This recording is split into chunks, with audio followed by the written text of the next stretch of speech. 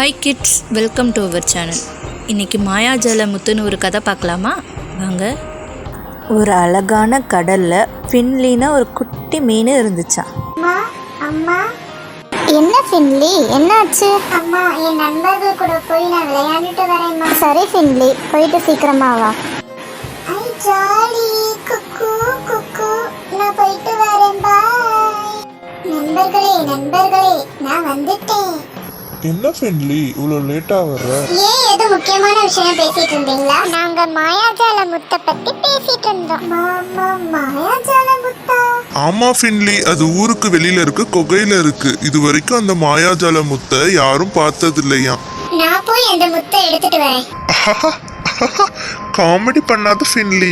நாளைக்கு இதே இடத்துல பார்க்கலாம். நண்பர்கள்கிட்ட சொல்லிட்டு ஃபின்லி குகைக்குள்ளே போய் முத்தை தேட ஆரம்பிச்சிச்சு. ஒரு வழியாக முத்தை கண்டுபிடிச்சிருச்சு. மந்திர முத்தை எடுத்துட்டு ஃபின்லி நண்பர்கள்கிட்ட காட்டுறதுக்காக வந்துச்சு. ஃபின்லி மந்திர முத்தை எடுத்தது தெரிஞ்சது ஊர் மக்கள் எல்லாருமே ஆச்சரியப்பட்டாங்க. ஃபின்லியை ரொம்ப பாராட்டினாங்க, தைரியசாலின்னு சொன்னாங்க. ஆனால் அதெல்லாமே கொஞ்ச நாளைக்கு தான். ஃபின்லி மந்திர முத்தை எடுத்ததும் கடலில் ஒரு மாற்றம் ஏற்பட்டுச்சு. பவளப்பாறைகள் எல்லாமே வாடி போச்சு. மீன்களுக்குள்ளே இருக்க சந்தோஷம் எல்லாமே குறைஞ்சி போச்சு. பசுமையாக இருந்த இடம்லாம் வறண்டு போக ஆரம்பிச்சிச்சு. அப்போ தான் ஃபின்லிக்கு புரிஞ்சிச்சு, இந்த மந்திர முத்து தான் பசுமைக்கு காரணம்னு. அறியாமையினால் பண்ண தப்பை உணர்ந்த ஃபின்லி மந்திர முத்தை குகைக்குள்ளேயே வச்சுட்டு வந்துடுச்சு.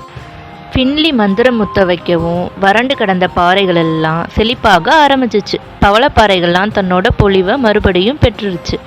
ஃபின்லியோட நல்ல குணத்தை ஊர் மக்கள் எல்லாம் பாராட்டினாங்க. நம்மளும் ஃபின்லி மாதிரி நமக்காக இல்லாமல் பிறருக்காக யோசித்து நிறைய நன்மைகள் செய்யணும். கதை பிடிச்சிருந்தா லைக் பண்ணுங்கள், ஷேர் பண்ணுங்கள், சப்ஸ்கிரைப் பண்ணுங்கள். பாய்.